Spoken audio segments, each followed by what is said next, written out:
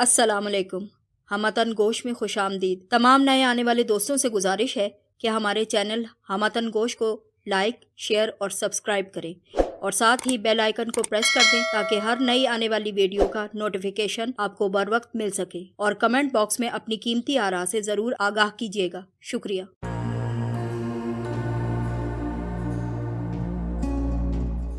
पेश खिदमत है तलाश की किस्त नंबर 53। नवाब शराफत अली खौफ, मुशक्कत और नकाहत के बाइस थर थर कांप रहा था। कोई वक्त होगा कि उसे देखकर न जाने कितने लोग कांपते होंगे, मगर आज उसकी कैफियत खिज़ां रसीदा पत्ते की सी थी। मैंने उन दोनों के मुंह पर जोर से थूक दिया।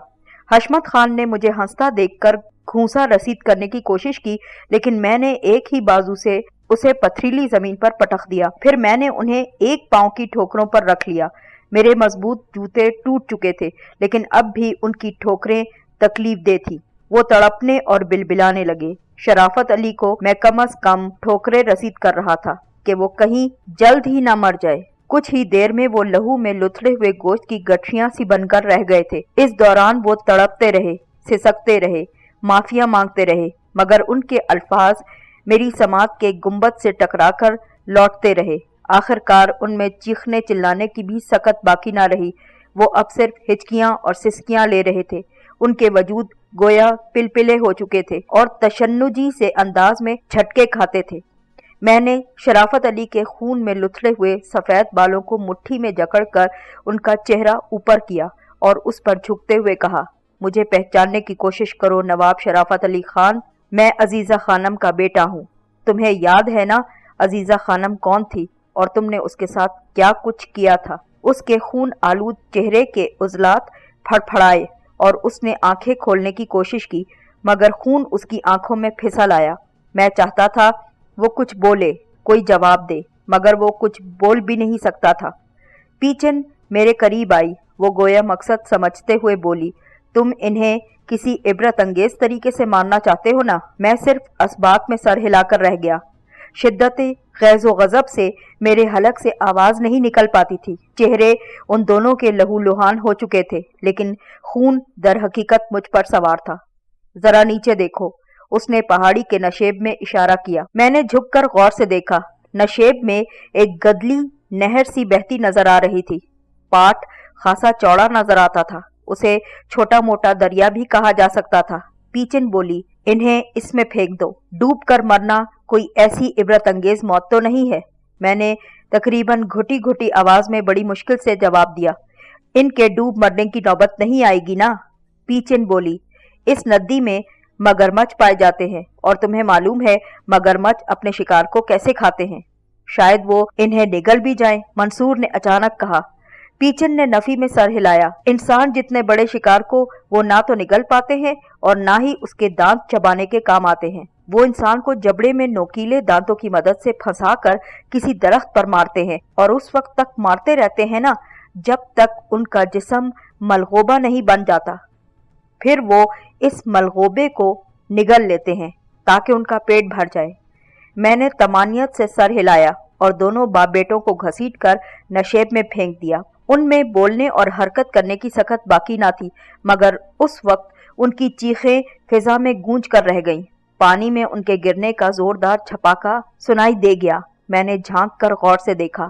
चंद लम्हे बाद वो दोनों सतह आब पर नमूदार हुए, मगर इस तरह कि हशमत खान का सर और कंधे एक देव पैकर मगरमच्छ के जबड़ों में थे और नवाब शराफत अली खान की टांगें मगरमच्छ के मुंह में थी। मगरमच्छ इस तरह उन्हें दबोचे बड़े सुस्त और काहली आमेज अंदाज में किनारे पर चले आए थे। दरख्त खासे दूर थे, मगर वो धीरे धीरे चलते हुए उनके फड़कते जिस्मों को मुंह में दबाए उन तक पहुंच ही गए। फिर वो उन्हें उसी तरह दरख्तों पर मारने लगे जैसे धोबी कपड़ों को सिल पर जोर जोर से पटकता है। वो मेरी जिंदगी का एक हैरत अंगेज और नाकाबिले फरामोश मंजर था। चंद लम्हे बाद खून के छींटे उड़ उड़ कर दूर तक जाने लगे। कुछ देर देखते रहने के बाद मुझे उबकाई सी आ गई और मैं पीछे हट गया। मेरे वजूद में जैसे ठंडक सी उतर आई थी, मगर मेरे आसाब अब भी कुछ अजीब से थे। आखिरकार नीचे से धमक की सी आवाजें सुनाई देना बंद हो गईं। इसके चंद लम्हे बाद ही मैंने नीचे झांक कर देखा तो वहां نہ حشمت علی خان تھا اور نہ ہی اس کا باپ شرافت علی خان۔ مگرمچھ بھی واپس پانی میں چلے گئے تھے، بس درختوں کے تنے گوشت اور خون کے ملغوبے سے لتھڑے نظر آتے تھے۔ ایک طرف صرف ایک جوتا پڑا نظر آتا تھا اور اس میں پنڈلی کی ہڈی صرف اٹکی نظر آتی تھی۔ اس ہڈی پر ذرا بھی گوشت نہ تھا۔ جوتے سے نکلی ہوئی وہ لمبی سی ہڈی نہ جانے کیوں کچھ ڈراؤنی سی محسوس ہوتی تھی۔ میں جھرجھری سی لے کر اور کراہیت محسوس کرتے ہوئے پیچھے ہٹ آیا۔ چند لمحے تک میں وہیں کھڑا گہری گہری سانسیں لیتا رہا۔ پیچن نے بھی مجھ سے واپس چلنے کے لیے بالکل نہ کہا۔ وہ بغور میری کیفیت کا جائزہ لے رہی تھی۔ میرے دل میں اس وقت ایک عجیب سا سناٹا پھیلا ہوا تھا، جبکہ میرے ذہن میں خیالات کا ایک ہجوم تھا۔ ایک عمر کی تلاش اور جدوجہد کے بعد اصل دشمن چند سیکنڈ میں ٹھکانے لگ چکا تھا۔ انتقام کی ایک طویل اور اذیتناک کہانی کو چند لمحوں میں اختتام بھی مل گیا تھا۔ جب یہ منزلیں سر نہیں ہوئی تھیں تو میں ان کے بارے میں بہت سوچتا تھا۔ نہ جانے کیا کیا تیاریاں کرتا پھرتا تھا، کیا کیا پروگرام بناتا تھا۔ مجھے محسوس ہوتا تھا کہ مجھے صدیوں کا سفر درپیش تھا، لیکن اب جب کہ سفر طے ہو چکا تو جیسے رگو پے میں ایک یخ بستگی سی پھیل گئی تھی اور میں اپنے آپ سے پوچھ رہا تھا، بس اتنی سی بات تھی؟ میں نے اس افریت کو نیست و نابود کر دیا تھا اور اب میں محسوس کر رہا تھا تو صرف اور صرف یہ کہ یہ تو محض ایک ہوا تھا جو میرے سامنے کھڑا کر دیا گیا تھا۔ ویسے بھی جب انتہائی دشوار کام بھی تکمیل پا جاتے ہیں نا تو یہی محسوس ہوتا ہے کہ یہ تو کچھ ایسا مشکل کام نہیں تھا۔ آدھے پونے گھنٹے پہلے مجھے اپنی زندگی کا بھی بھروسہ نہ تھا، لیکن یہاں تو بازی ہی پلٹ گئی۔ ہر قدم پر میں یہی محسوس کرتا تھا کہ موت مجھے نکلنے لگی ہے، لیکن میں موت سے بچتا چلا آیا اور اس خبیث کے لیے ہمیشہ کے لیے موت بن گیا، جس کا ایک خبیث جان نشین بھی اس سے زیادہ طاقت پکڑ رہا تھا۔ آخر پیچن میرا ہاتھ تھامتے ہوئے ملائمیت سے بولی، چلو اب واپس چلتے ہیں۔ میں اپنے پاؤں میں پھنسے شکنجے کو گھسیٹتا اس کے ساتھ واپس ہیلی کاپٹر میں آ کر بیٹھ گیا۔ اب وہاں رکنا بالکل فضول تھا۔ مجھے معلوم تھا کہ جذبات کی آندھیاں نہ جانے کب تک میرے وجود میں چلتی رہیں گی، لیکن مجھے کچھ اور بھی ضروری کام نمٹانے تھے۔ ہیلی کاپٹر فضا میں بلند ہو چکا تو میں نے نیچے چٹانوں کے لامتناہی سلسلے پر نظر ڈالتے ہوئے پوچھا، اب تم واپس وادی کی طرف جا رہی ہو نا؟ اس نے اسبات میں سر ہلا دیا تو میں نے کہا، پرواز ذرا نیچی ہی رکھو، جب نیچی رکھو گی تو میں راستے میں وہ مقام بھی دیکھ لوں گا جہاں میں کچھ دیر کے لیے اترنا چاہتا ہوں۔ وہی جگہ تو نہیں ہے جہاں سے تم میرے ساتھ روانہ ہوئے تھے؟ اس نے ہیلی کاپٹر کو بتدریج نیچے لاتے ہوئے مجھ سے سوال کیا۔ نہیں، میرا خیال ہے وہ جگہ اس جگہ سے کافی دور ہوگی۔ صحیح محل وقوع کا تو مجھے خود بھی اندازہ نہیں، میں نے آہستہ سے جواب دیا۔ بہرحال وہاں چوبی تختوں اور گھاس پھوس سے بنا ایک مکان موجود ہے جو دور سے ہی نظر آ جائے گا۔ اب ہم چٹانوں کی چوٹیوں کو تقریباً چھوتے ہوئے گزر رہے تھے۔ وہ میدان ہمیں نظر آ چکا تھا جہاں سے ہم حشمت خان کے تعاقب میں روانہ ہوئے تھے۔ اس کے بعد کا وہ تمام راستہ جو میں نے سرنگ میں طے کیا تھا اور مجھے میلوں طویل محسوس ہو رہا تھا، اب بے حد مختصر سا محسوس ہوتا تھا۔ سرنگ تو نہ جانے کہاں تھی، وہ مکان البتہ مجھے جلد ہی نظر آ گیا تھا۔ ایک مناسب سی جگہ دیکھ کر پیچن نے ہیلی کاپٹر اتار لیا۔ میں ہیلی کاپٹر سے اترنے لگا تو میرے پاؤں میں پھنسا ہوا شکنجا ایک بار پھر دروازے میں پھنس گیا۔ اوہ، اس کو تو میں بھول ہی گئی تھی، پیچن چونک کر بولی۔ پہلے تو اس کا علاج کرنا چاہیے نا۔ اس نے کنٹرول بورڈ کے نیچے بنا ہوا ایک بڑا سا خانہ کھولا، اس میں طرح طرح کے چھوٹے بڑے اوزار بھرے پڑے تھے۔ اس نے دھات کاٹنے والی ایک پتلی سی آری باہر نکالی اور مسکراتے ہوئے بولی، یہ مہماتی ہیلی کاپٹر ہے، اس میں بڑی عجیب چیزیں موجود ہیں، بلکہ یوں کہو کہ بے شمار الجھنوں کے حل یہاں پر پائے جاتے ہیں۔ وہ آری سیدھی کر کے میرے پاؤں کی طرف کو جھکنے لگی، لیکن میں نے آری اس کے ہاتھ سے لے لی اور سیٹ پر بیٹھے ہی بیٹھے جھک کر شکنجے کا ایک نسبتاً پتلا حصہ منتخب کر کے اس پر آری زور زور سے چلانا شروع کر دی۔ عمدہ آری نے چند منٹ میں ہی اس سلاخ نما حصے کو کاٹ ڈالا اور میرا پاؤں اس عذاب سے آزاد ہو گیا۔ میں نے جوتا اور اونی موزہ اتار کر غور سے دیکھا۔ اتنی دبیس تہوں کے تحفظ کے باوجود میرے ٹخنے کی کھال تقریباً پھٹ چکی تھی اور خاصا خون موزے میں جمع ہو چکا تھا۔ پیچن سے ایک کپڑا لے کر پاؤں صاف کر کے میں نے دوبارہ جوتا پہن لیا۔ शिकंजा दरवाजे में से निकालकर एक तरफ को फेंक दिया गया और पीचन को वहीं बैठने का इशारा करके मैं मकान की तरफ को चल पड़ा। कुछ देर में हीरों का थैला उठाए मैं वापस आया तो पीचन की आंखें हैरत से फैल गईं। क्या ये पूरा का पूरा हीरों से भरा हुआ है? उसने बेचैनी से पूछा। बेशक, मैंने जवाब दिया। और ये इस झोंपड़ी में पड़ा हुआ था? वो हैरत से बोली। अगर हम इसे लेकर बेल्जियम चले जाएं ना, तो हीरों की मार्केट में होलसेल डीलर के तौर पर कारोबार शुरू कर सकते हैं। अभी जरा देखती चली जाओ। मैं थैला पिछली सीट पर रखकर उसका मुंह बंद करके दोबारा मकान की तरफ लौट गया। दूसरे चक्कर में नोटों से और तीसरे चक्कर में बेशकीमत जेवरात से भरा हुआ थैला लेकर मैं वापस हेलीकॉप्टर में रख चुका तो पीचेन हैरान रह गई। दौलत हमेशा हमारे हाथ का मैल रही, वो बिलाखिर बोली। इसके बावजूद मुझे ये एतराफ़ करने में आर नहीं कि यकमुश्त इतनी दौलत मैंने पहली बार देखी है। यही बात मैं भी कह सकता हूँ, मैंने कहा। हालांकि कमाने में कुछ कसर हमने भी नहीं छोड़ी। मालूम होता है कि उस बदबख्त की जिंदगी का हर लम्हा सिर्फ और सिर्फ दौलत जमा करने में सर्फ होता था। वो हेलमेट पहनते पहनते मेरी तरफ देखकर मुस्कुराई। वैसे मैं तुम्हें एक सच्ची बात बताऊं, अगर इतनी दौलत मैं तुम्हारे और अपने बाप के सिवा किसी और के पास देखती ना, तो शायद उसे गोली मारकर सारी की सारी लेकर कहीं भाग जाती। हेलीकॉप्टर हवा में बुलंद हो चुका था। जब उसने ये बात की तो मैं हंस पड़ा। फिर उसने मुझसे पूछा, अब तुम क्या करोगे? कहाँ जाओगे और इस दौलत का क्या करोगे? क्या बम्बई लेकर चले जाओगे? नहीं, मैंने जवाब दिया। अब देखती जाओ कि मैं क्या करूंगा। इस बार पीचन ने हेलीकॉप्टर जहां उतारा था उस हमवार जमीन से थोड़े ही फासले पर एक तवीलो अरीज मैदान नजर आ रहा था, जिसके गिर्द खारदार तारों की बाकायदा हदबंदी मौजूद थी और एक सिरे पर खूबसूरत स्टेज और शामियाना लगाया गया था। ये गालिबन वही चबूतरा और मैदान था जिसका जिक्र मैं कई बार सुन चुका था। बस्ती के तमाम अहम इज्तिमाआत गालिबन यहीं मुनक्किद किए जाते थे। इस वक्त भी यहाँ पर हलचल सी मची थी। कुछ लोग खाली स्टेज के गिर्द जमा नजर आते थे, कुछ किसी तरफ को भागते नजर आ रहे थे, कुछ किसी तरफ को जा रहे थे और किसी किसी तरफ से मर्दों और औरतों की टोलियां वापस आ रही थी। हेलीकॉप्टर की आवाज सुनकर जैसे सब लोग हमारी तरफ मुतवज्जो हो चुके थे। फिर मैंने एक तरफ से एक खूबसूरत और शाहाना तर्ज की बग्गी को आते देख लिया। कुछ लोग उसके साथ दौड़े चले आ रहे थे। उस वक्त मैं और पीचन हेलीकॉप्टर से उतर चुके थे और मैदान की तरफ को जा रहे थे। जब बग्गी आकर रुकी और उसका पर्दा उठते ही सिंड्रेला नीचे कूदकर आने लगी तो वो उस वक्त एक सफेद लिबादे में मलबूस थी। सर पर एक स्कार्फ सा बंधा था, पैरों में फुल बूट पहने थे। वो दूर से शायद राहिबा नजर आती थी, लेकिन उसका चेहरा किसी राहिबा का चेहरा हरगिज नहीं था।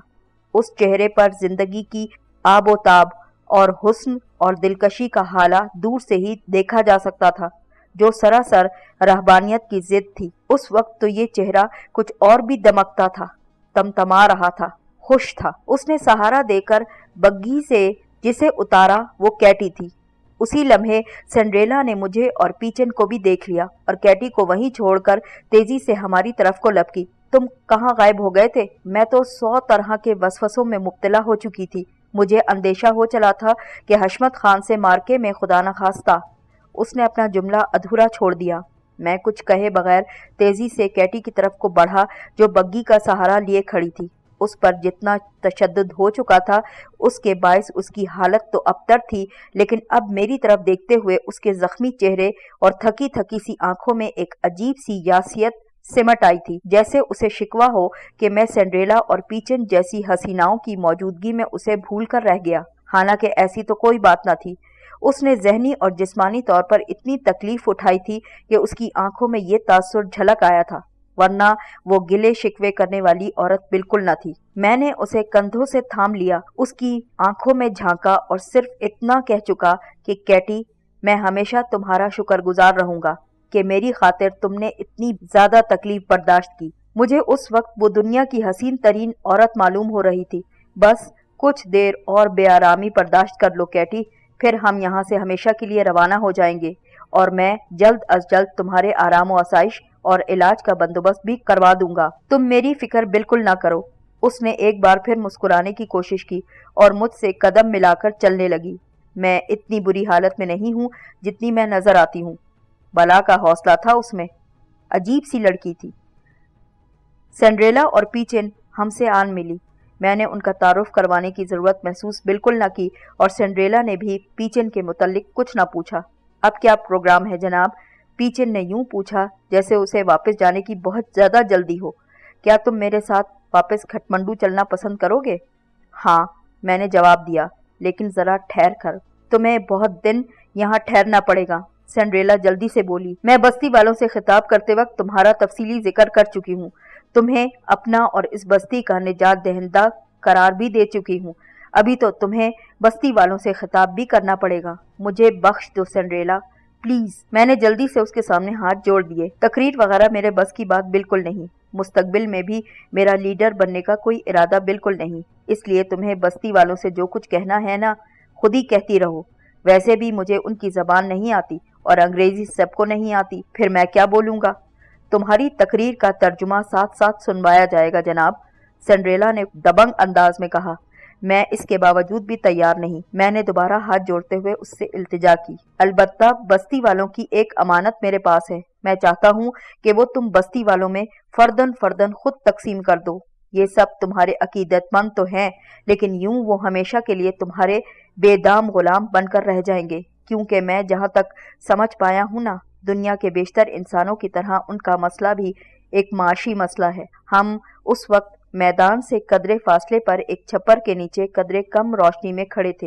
लोग जो गालिबन मैदान से ही गए थे तेजी से वापस आ रहे थे और मैदान तकरीबन भरता चला जा रहा था। ऐसा मालूम होता था कि थोड़ी देर बाद वहां तिल धरने को भी जगह नहीं रहेगी। सिंड्रेला की समझ में शायद मेरी बात नहीं आ सकी थी, लेकिन जब मैंने उसे साथ ले जाकर हेलीकॉप्टर से हीरों, नोटों और जेवरात के बड़े बड़े थैले उतारकर दिखाना शुरू किए तो वो भी पीचन की तरह खासी हैरान नजर आई। लेकिन उसकी हैरत उस वक्त दो चंद हो गई जब मैंने उससे कहा, 2-3 आदमियों को बुलाकर ये थैले स्टेज पर पहुंचा दो और अपनी इस रियाया में तकसीम कर दो। किस तरह तकसीम होगी? ये मुख्तलिफ मालियतों की चीजें हैं, मैं ये सब कुछ कैसे बराबर तकसीम कर सकती हूँ? वो कदरे परेशानी से बोली। लंगर की तरह तकसीम करो। और किस तरह? मैंने मुस्कुराते हुए जवाब दिया, तुम मालियत की फिक्र में ना पड़ो, बस ये देखना कि हर एक को कुछ न कुछ मिल जाए। किसी को हीरा, किसी को नकदी, किसी को जेवर, और फिर कोई शख्स भी यहाँ पर महरूम ना रह जाए। फिर मैंने थैले हेलीकॉप्टर से उतारकर जमीन पर रखते हुए कहा, और मेरी तारीफ में बस्ती वालों के सामने जमीन आसमान के कलाबे मिलाने की बिल्कुल ज़रूरत नहीं। मैं तो एक बहुत हकीर सा इंसान हूँ, और फिर मैं बस्ती वालों पर कोई एहसान नहीं करने जा रहा। मैं यहाँ एक काम से आया था, वो पूरा कर लिया, अब जाता हूँ। मैंने पीचन को पायलट सीट पर बैठने का इशारा किया और खुद कैटी को सहारा देकर ऊपर चढ़ने लगा। हम दोनों पिछली सीट पर बैठ गए। हेलीकॉप्टर में पायलट समेत 4 अफराद के बैठने की गुंजाइश थी। हम बैठ चुके तो मैंने झुक कर कहा, बस हम तो अब जा रहे हैं, तुम अपना काम शुरू करो। सिंड्रेला दम बखुद सी रह गई। मैंने उसकी आंखों में नमी की झिलमिलाहट भी महसूस कर ली। इस झिलमिलाहट के साथ साथ एक बेउन्मान सी हैरत भी उसकी आंखों में नजर आ रही थी, जैसे उसे यकीन न आता हो कि मैं ये सब कुछ करके इस तरह से अचानक रुखसत भी हो सकता हूँ। अनगिनत अनकही बातें गोया उसके होंठों पर ही दम तोड़कर रह गई थी। वो न जाने क्या कुछ सोच बैठी थी, लेकिन मैं अब कई वजूहात की बिना पर यहाँ 1 मिनट भी फाजिल गुजारना बिल्कुल नहीं चाहता था। एक वजह तो ये थी कि मेरा मिशन अब तकरीबन ख़त्म हो चुका था और महज जज्बातियत के मुजाहिरों, फजूल कामों या सस्ताने में वक्त ज़ाया करने का मैं ख्वाहिशमंद बिल्कुल न था। दूसरी बात जो ज़्यादा अहम थी वो ये कि सिंड्रेला उन्हीं औरतों में से थी जिन्हें मैं इस्तिलाह में साहिर औरतें कहा करता था। मुझे अंदेशा था कि मैं जितना ज़्यादा वक्त उसके साथ गुजारूंगा उतना ही वो मुझे मसहूर कर लेगी, अपनी ज़ात का असीर बनाने की कोशिश करेगी, और मेरी ज़िंदगी में किसी की भी ज़ात का असीर बनना गवारा ना था। गो कि मुझे अपनी ज़ात पर एतमाद भी था कि जब तक मैं खुद ना चाहूँ मुझ पर किसी का जादू असर नहीं कर सकता, लेकिन मैं फिर भी ऐसे मामलात में फ़िलहाल खुद पर भी भरोसा नहीं करता था। इसीलिए मैं चुपचाप यहाँ से निकल जाना चाहता था। हेलीकॉप्टर के पर तेजी से घूमने लगे तो सिंड्रेला दूर चली गई। अब दिन की रोशनी पूरी तरह उस पर पड़ रही थी। वो अब भी दम बखुद सी नजर आती थी, गोया जागती आंखों से कोई ख्वाब देखती हो। جس نے اسے حیرت کے چنگل میں دھکیل دیا ہو۔ اب سبھی ہماری طرف کو متوجہ ہو چکے تھے۔ کچھ لوگ سنڈریلا کے گرد جمع ہو گئے۔ وہ بستی کے معززین معلوم ہوتے تھے جو ہیلی کاپٹر کی طرف اشارہ کر کے سنڈریلا سے غالباً ہمارے بارے میں پوچھتے چلے جا رہے تھے۔ وہ کافی پرجوش نظر آتے تھے، لیکن سنڈریلا جیسے ان کی آوازیں سنتی ہی نہ ہو۔ کچھ لوگ ہچکچاہٹ آمیز انداز میں ہیلی کاپٹر کی طرف بڑھے بھی تھے، لیکن پیچن نے اسی وقت تھروٹل کھینچا اور ہیلی کاپٹر ہوا میں بلند ہونا شروع ہوا۔ کچھ دیر بعد وادی، اس کے مکین، سنڈریلا سب نیچے اور بہت پیچھے رہ گئے۔ میں افق پر پھیلی دھوپ کو غور سے دیکھ رہا تھا، اور اب مجھے بھی گزری ہوئی شب محض ایک خواب محسوس ہونے لگی تھی، ایک پر ہنگامہ خواب، مگر جسم و جان میں اب جو تھکن اور سستی محسوس ہونے لگی تھی وہ گواہی دے رہی تھی کہ گزشتہ شب کے ہنگامے خواب نہیں تھے بلکہ حقیقت تھی، صرف اور صرف حقیقت۔ پیچن نے جب سے پرواز شروع کی تھی وہ بالکل چپ چاپ اور لا تعلق سی نظر آتی تھی۔ مجھے اندیشہ محسوس ہوا کہ میری آنکھیں خنودگی میں بند نہ ہو جائیں۔ میں نے سنبھل کر بیٹھتے ہوئے کیٹی کی طرف غور سے دیکھا۔ وہ بھی خلا میں نہ جانے کس چیز کو گھور رہی تھی۔ چونک کر میری طرف متوجہ ہوئی، پھر جھرجھری سی لے کر میرے کچھ اور قریب کھسک آئی، جیسے اب بھی کچھ غیر مرئی افریت اسے ڈراتے ہوں۔ کھٹمنڈو پہنچ کر کیٹی کو ایک پرائیویٹ ہسپتال میں داخل کروانا پڑا، جہاں کے ڈاکٹروں نے بتایا کہ اسے مکمل طور پر صحتیاب ہونے میں کئی دن لگ جائیں گے، اور اگر اس کے علاج میں مزید ذرا بھی تاخیر کی گئی تو اس کی چوٹیں اور زخم وغیرہ بگڑتے چلے جائیں گے۔ پیچن اور اس کے باپ لیوتانگ نے اسے داخل کروانے کا بندوبست کروا دیا تھا اور مجھے اپنے ساتھ لے کر گھر چلے آئے۔ چائنا ٹاؤن میں واقع وہی پراسرار سا گھر جس کے بیرونی حصے میں نام نہاد نوادرات کی وہ عجیب سی دکان تھی، اندر سے لیوتانگ کا گھر آراستہ اور پیراستہ، نہایت شاندار اور پرآسائش نظر آتا تھا۔ پہلے دن تو میں لمبی تان کر سوتا رہا، اپنی پیشانی اور رخسار پر نرم و گداز ہاتھوں کا لمس محسوس کر کے میں بیدار ہوا۔ طویل و عریض اور اونچی چھت والی خوابگاہ جس کی کھڑکیوں اور دروازوں پر قدیم طرز کے ریشمی پردے سرسرا رہے تھے، ملگجے اندھیرے میں ڈوبے ہوئی تھی۔ خوابناک نیلگوں روشنی والے نائٹ لیمپ نے اندھیرا ہلکا کر رکھا تھا۔ پیچن کے دلکش سراپے کو خاصی حد تک صاف طور پر دیکھ بھی سکتا تھا۔ وہ مجھے نہ بھی نظر آتی نا، تب بھی میں اس کی موجودگی کو محسوس کر سکتا تھا۔ اب مجھے اس کے وجود کی خوشبو کی پہچان بھی ہو چکی تھی۔ رات کے 9 بج رہے تھے۔ وہ مجھے آنکھیں کھولتے دیکھ کر سرگوشی میں بولی، اٹھ کر کم از کم کھانا تو کھا لو، اس کے بعد خواہ دوبارہ سوتے رہنا۔ اس نے کھانے کا نام لیا تو جیسے مجھے بھوک سی محسوس ہونے لگی۔ احساس ہوا کہ میں نے گزشتہ 36 گھنٹوں میں صرف آج دوپہر پیچن کے گھر پہنچنے کے بعد سوپ کا صرف اور صرف ایک پیالہ پیا تھا۔ پیچن کی قربت شاید میرے اعصاب میں آگ لگا دیتی، اس لیے میں فوراً ہی اٹھ کھڑا ہوا اور باتھ روم میں جا گھسا۔